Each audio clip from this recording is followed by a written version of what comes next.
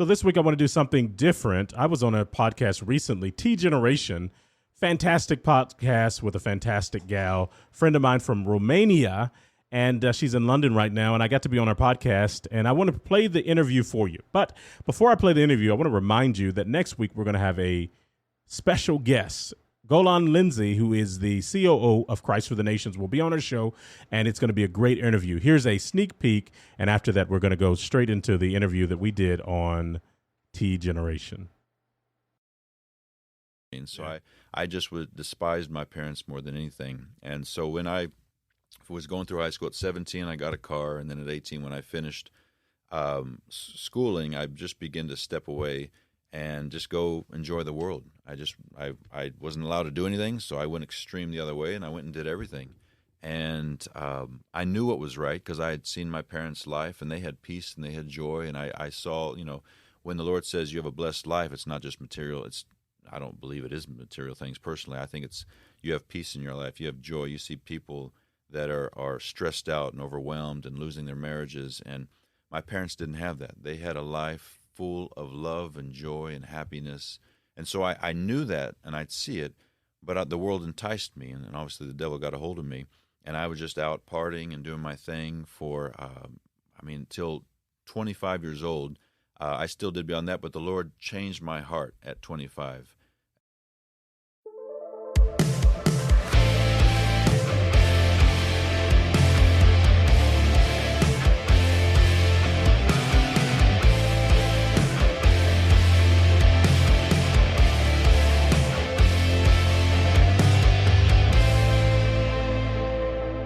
Hello, beautiful people. New week, new episode. And for this recording, we are switching to English because my guest, he actually lives across the ocean in Oklahoma, to be more precise. Derrick Marshall is an ordained minister through CFNI. He's a pastor, an author, and a speaker whose preaching has impacted cultures across 3 continents. He's the writer of the book, The Heart of the Sun, and also he's the host of the weekly podcast, Grace Talks and Grace Prayers. Okay, so this was my official presentation about him, but if you ever have the chance to meet Derrick, your life will change for the best. He is funny, full of energy, and he has this amazing gift of connecting with people no matter the background or culture. And if you ever have the chance to hear him preaching, his words will stay with you over the years. That was also my case. We met somewhere in 2008 when I was just starting my journey as a student at Christ for the Nations in Romania. And over the years, he kept visiting our country either as a guest speaker for the school or as a guest speaker for our national Christian youth camps. We kind of stayed in touch through social media, but we recently reconnected when Derrick invited me to his podcast. He had a short moment of prayer for teenagers, and it was an honor for me to be a part of that. That being said, coming back to today's episode, I wanted to talk to someone who started his journey in the ministry very young, and who years later, he's still working for the kingdom. And not just that, but that person is thriving. And Derrick was the first name that came into my mind. Why a subject like this, you ask? That's a very good question. More and more, I see young people going into the ministry as leaders. And 5, 6, 7 years later, they reach a level of burnout, of getting tired. And a lot of them, they either don't want to hear about ministry anymore or working for a church, or even worse, they don't want to hear about God anymore.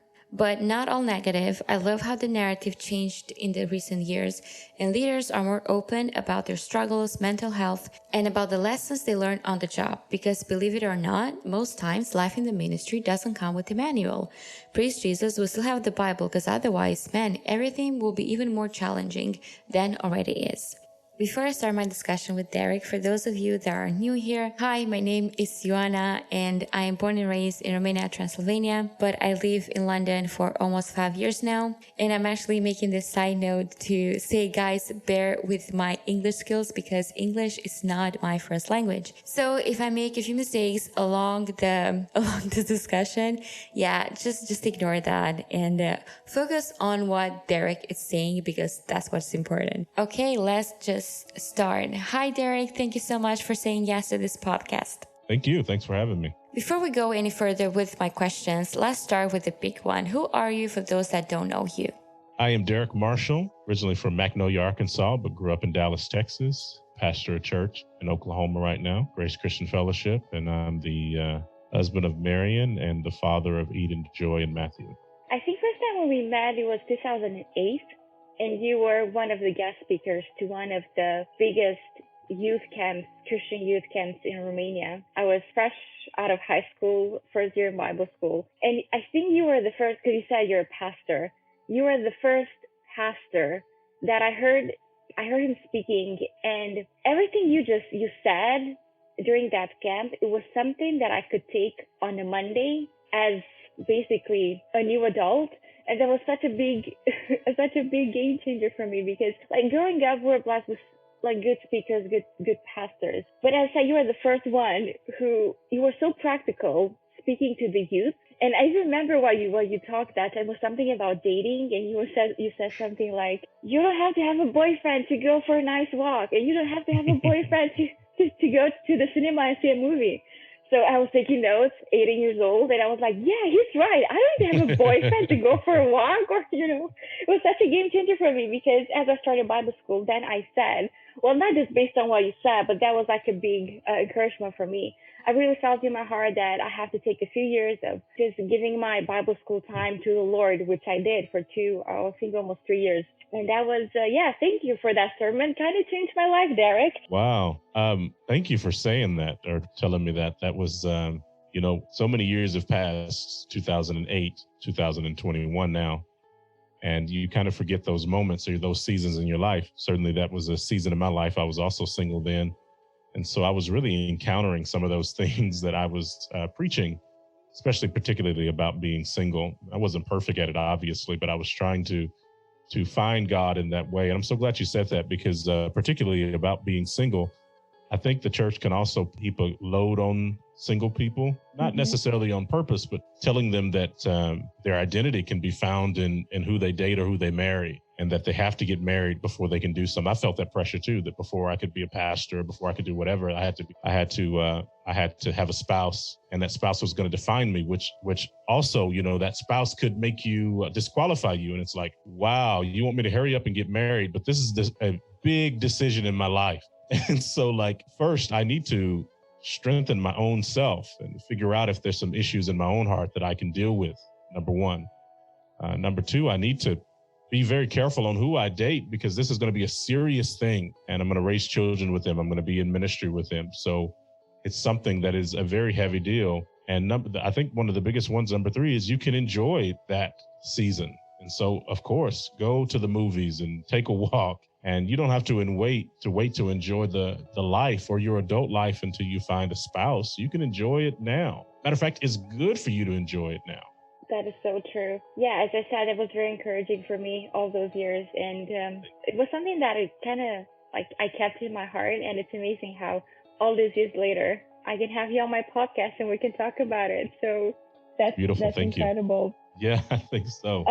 Well, something that I say often if I have a chance to talk with, the main goal, one of the main target or the main audience of this podcast are like young adults, millennials, and so forth. And usually if I have a chance to speak to a group of teenagers, I usually say that it's so important who you have with you, because that person can push you further in the destiny that God has for you, or can slow you down. So thank you so much for going through all those 3 points and just reminding us that, hey, it's okay to be single. It's okay to enjoy where you are, and just enjoy God where you are, and everything else will follow. Yeah, I think one of the lies that come through, and I hate to beat on this too much, but one of the lies that we're told is like your spouse completes you. Or, the idea when we read the Bible, it says, man wasn't meant to be alone, And so we define Adam as being alone in the garden, like he was unfulfilled. And it's like, no, God created Adam in his own image, and God's not lacking anything. He's the will in the middle of the will. He completes himself. So if God can complete himself, then surely God can complete me. And so my identity or my fulfillment is not found in who I'm going to date or who I marry. It's found in God. And so I think that's a very important message for young people that might be listening to this and might be single. Your fulfillment can be found and is found in God, and he can fulfill you. And so when you get married, you'll just be better. It's a blessing. Eve was Adam's helpmeet, means she helped him. And so you don't want to you don't want to be a hindrance or a burden on other people because you were looking for them to fulfill you when it's God's place. That there is a hidden parking space in our hearts that's reserved for God and God alone. There's a God-sized hole in the middle of our hearts, and it's reserved for God and God alone. And not only does God want to fill that, he needs to, for you to have true fulfillment in life. That is so good, and that is so true. And you mentioned earlier about finding God. Let's go back to the beginning. How did everything started for you, your journey with God? I wasn't born saved, obviously, but so you weren't born a pastor, huh? I wasn't born a pastor, but I was, from the age of 3 years old, fascinated and I idolized preachers. I mean, I wanted to be a preacher. I went around telling people in my family to call me Reverend Turkey is what I told them to call me, because I just enjoyed preachers so much. They were my heroes. And so I always knew that I was going to be a preacher. I remember lining my cousins up, and I'd take a newspaper as a podium and I'd preach to them and I'd lay hands on them like Benny Hinn, he'd just see him on TV. So from the moment I was 3 years old, I knew that that was my destiny and my goal, and it was something that I wanted to do. So obviously I wasn't born saved. And even when I was 3 and I wanted to be a preacher, obviously I wasn't saved. But it took some, I was saved at a very young age, maybe 10 or 12. I can't necessarily remember. I think I was baptized about 10 or 11 or so. I have to really think through that.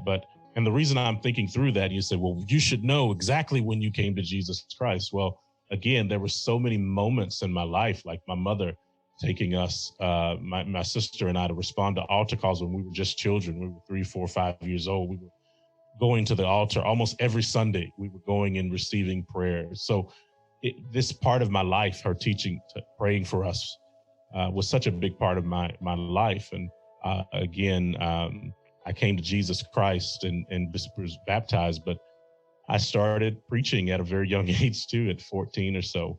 When I went to high school, they called me preacher, and that's all I wanted to do. That's what I knew that I was going to do. And not to say I didn't have times where I was a kid and I was misbehaving and had issues and had problems, just like any other person, and God had to get a hold of me. But I'm so thankful that I don't have the testimony of so many that say that, they were off in the world and life was just so horrible for them, and then they came to God. I'm so thankful that the knowledge of Jesus, maybe not the knowledge of salvation, but the knowledge of Jesus was so very present with me since I was such a young child. That's such a good testimony. And talking about ministry, in a way, I think we can say that you started ministry, you started like being in ministry, full-time ministry at a very young age. I don't think I'm wrong when I say this, that you're one of the few who's still in the ministry, because we can see so many examples of people who starting young and they reach burnout or being tired, just feeling the need to take a break from everything. So as a pastor, did you ever felt like quitting? And I'm also going to ask you my next question. And if your answer is yes, how did you manage to push through those times? Oh, yeah, absolutely. I felt like quitting so many times.